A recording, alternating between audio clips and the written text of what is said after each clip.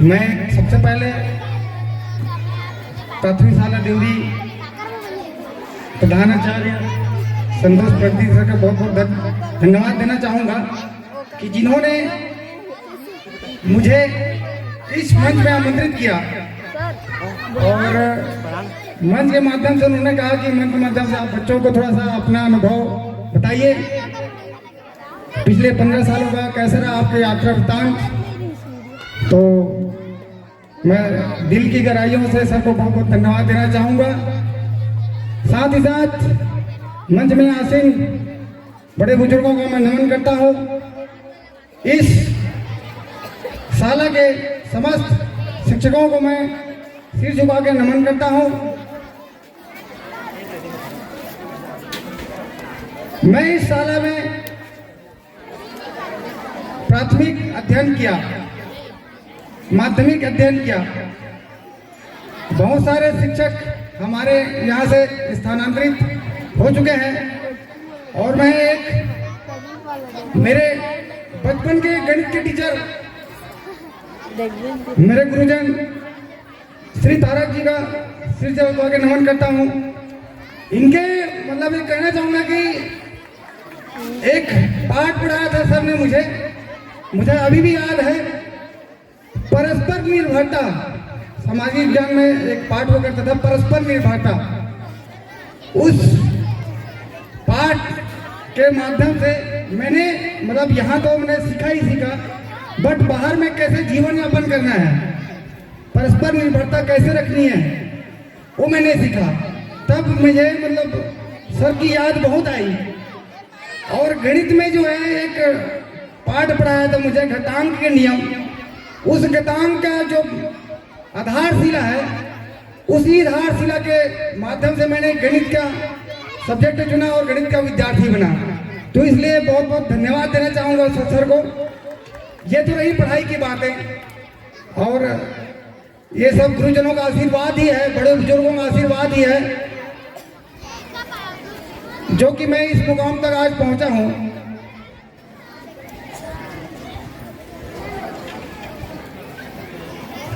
बड़ी बहनें माताएं का आशीर्वाद है और मुझे बहुत अच्छा लग रहा है। ऐसा मंच मुझे कभी मिला नहीं था और मैं सोच ही नहीं पाता कि मुझे ऐसा मिलेगा। तो इसलिए मैं एक बार दिल से मैं धन्यवाद देना चाहूंगा हमारे प्रधानाचार्य सर को। और एक बार प्रधानाचार्य सर के लिए एक बार 2 तालियां हो जाए। मतलब समय कहते ना, समय ने बताया सर ने जो है टाइम इज मनी। मतलब ऐसा ही चरितार्थ नहीं है। मतलब कोई कहते हैं ना, दूर को ढोल सुहावने होते हैं। एक कहावत तो कह दिया लोगों ने, ऐसे कोई नहीं।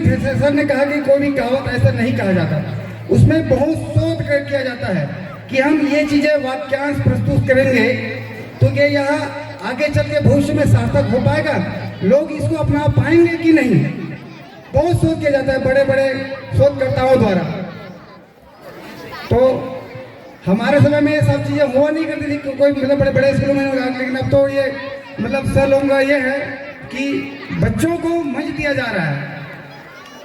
और जैसे कहा ने सर ने कहा कि अभी मंच में जो आया है वही सफलता अर्जित किया है ना। चाहे कोई मंच हो, चाहे स्कूली मंच हो, कुछ भी प्रकार का मंच छोटा या बड़ा, मंच ही कहलाएगा। हम कहते थे ना जब छोटे छोटे बच्चे थे तो एक यार हमें तो पेन ही दिया। ऐसा नहीं, पेन मायने नहीं रखता है। पेन क्या मतलब गिफ्ट उसमें इनाम में प्राइज में क्या दिया, इनाम कहाँ दिया गया, ये मायने रखता है। तो बच्चों के लिए मैं यही कहूंगा कि अपनी जो अंदर जो प्रतिभा है, अपने अंदर जो प्रतिभा है उसको छुपा के ना रखें और किसी का इंतजार ना करें कि कोई मुझे बुलाएगा, है ना। अपने अंदर खुद को मतलब वो करना है, समझ रहे हो कि सर मुझे भी इस कार्यक्रम में भाग लेना है, किसी भी टाइप का।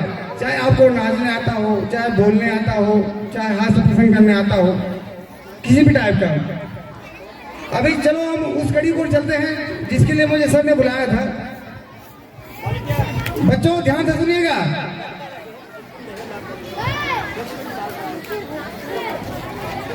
बच्चों का मैं नजर मेरी तरफ है कि नहीं है? बच्चे सुन रहे हैं मेरे को? कौन कौन बच्चा मुझे सुन पा रहा है? हाथ खड़ा करो। बढ़िया। कौन कौन से क्लास से आप लोग? ठीक। देखो, मैं हूं एक भारतीय सेना का जवान, अभी जो कि जम्मू कश्मीर में पदस्थ हूं। तो एक भारतीय सेना में जाने के लिए हमें क्या करना चाहिए? जो जाने के इच्छुक हैं, हमें कैसे करना चाहिए, कहाँ तक पढ़ाई करनी चाहिए, हमारी जो फिजिकल क्षमता है कैसी होनी चाहिए, उस चीज़ को मैं थोड़ा सा ज़्यादा टाइम नहीं लेते बताऊंगा मैं। देखो, आप लोग एक भारतीय सेना में बहुत प्रकार की माध्यम में जाने के लिए, और उन माध्यमों में जाने के लिए अलग अलग पढ़ाई की जरूरत पड़ती है। ठीक है? तो अगर आप भारतीय सेना में अधिकारी के तौर पर जाएं तो 12वीं पढ़ लीजिए, 12वीं पास हो जाइए। 12वीं पास हो जाने के बाद एनडीए, नेशनल डिफेंस एकेडमी, इसका परीक्षा जो है यूपीएससी सुना है आप लोगों ने? यूपीएससी कंडक्ट कराती है इसको।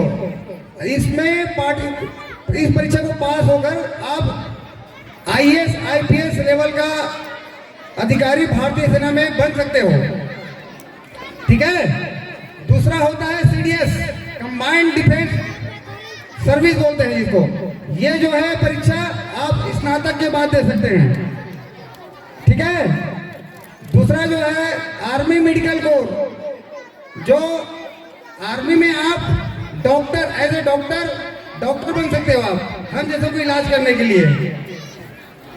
ऑर्डिनेंस, बहुत सारे, जैसे खाना बांटना, कपड़ा देना, बहुत सारे विभाग होते हैं। जैसे कि हम एक रोजमर्रा के लिए हमें क्या चाहिए? खाना चाहिए, पहनने को कपड़ा चाहिए कि नहीं चाहिए? इन्हीं सब जरूरतों को पूरा करने के लिए और सुचारू रूप से चलाने के लिए अलग अलग सरकार ने अलग अलग विभाग बनाया है। समझ रहे हो? तो बहुत सारे विभाग हैं, आप इसमें जा सकते हो। जैसे कि मैं अभी एज ए जवान गया हूँ, जिसको बोलते हैं OR मतलब अदर रैंक, अन्य पद। तो अन्य पद से भी अगर उस टाइम तो हमारे जमाने में मार्गदर्शन बहुत कम मिलता था, तो अन्य पद में भी जाके आप वहाँ पे अधिकारी बन सकते हो, अफसर बन सकते हो। उसके लिए आप SSC army cadet college join कर सकते हो। तो मैं तो चाहूँगा कि हमारे गांव से बहुत सारे भारतीय सेना में अधिकारी बन के जाएं। मुझे भी अच्छा लगा कि हाँ यार, मैं कुछ बताया तो बच्चों को उसका उन्होंने लुत्फ उठाया। और अधिक जानकारी के लिए चाहिए होगा तो कभी भी मेरे घर आइए, सुकून से बैठिए, चाय पीते पीते यह चर्चा करेंगे बढ़िया सा। किसी भी प्रकार का किसी में संदेह हो, है ना, कि मुझे जैसे 12वीं पास, अभी तो आराम से आप फोकस कीजिए अपनी 12वीं कैसे पास करें अच्छे नंबरों से। ठीक है? चाहे अब उसके बाद आप साइंटिस्ट बनिए, नेता बनिए, बहुत सारे अपॉर्चुनिटीज है, अवसर है जिसको आप चुन सकते हैं। तो एक अच्छे हमारे देवरी गांव का सौभाग्य है, ये हमें एक अच्छे प्रधान पाठक में संतोष सर मिले हैं। मुझे मतलब गर्व होता है कि इनकी मतलब काफी प्रशंसा सुनी है मैंने, देखा भी है मैंने, कुछ फोटोज देखे हैं सर के पिछला जो स्कूल का, मुझे बहुत अच्छा लगा। बहुत अच्छे परिवर्तन होने वाले हैं हमारे स्कूल के गांव में। ठीक है? तो आइए, स्वागत है मेरे घर में। विभिन्न प्रकार की जानकारी मैं दूंगा, संदेह नहीं रखूंगा मैं किसी प्रकार का। अंत में मैं गुरुजनों का बहुत बहुत धन्यवाद देता हूं कि मेरी बातों का मुझे बात करने का अवसर प्रदान किया आप लोगों के। और एक बार फिर से मैं संतोष सर का दिल से धन्यवाद देता हूं कि इस मंच में मुझे स्थान दिया आपने। बोले भारत माता की, भारत माता की, भारत माता की जय। सर जी थोड़ा सा रुकिएगा, हमारे शर्मा जी भी क्योंकि फौज का ड्रेसअप है, और फौज वैसे तो सभी सम्मान करते हैं भारतवर्ष के जो सैन्य बल है, जिसकी वजह से हम आज इस सुकून के साथ इस भारत भूमि पर रह पाते हैं। हृदय से सभी सम्मान करते हैं सभी भारतवासी। और एक छोटी सी हमारी तरफ से आपको इस बच्चे के द्वारा चंदन वंदन इस मंच पे स्वागत है। और आइएगा शर्मा जी, तनीश शर्मा जी, आदरणीय प्रेमलाल साहू जी जो BSF में हैं दिल्ली में, इनके आशीर्वाद और स्वागत करते हैं। इनके लिए मैं तो क्या कहूँ, सेना के जवानों का नाम सुनते हैं मेरे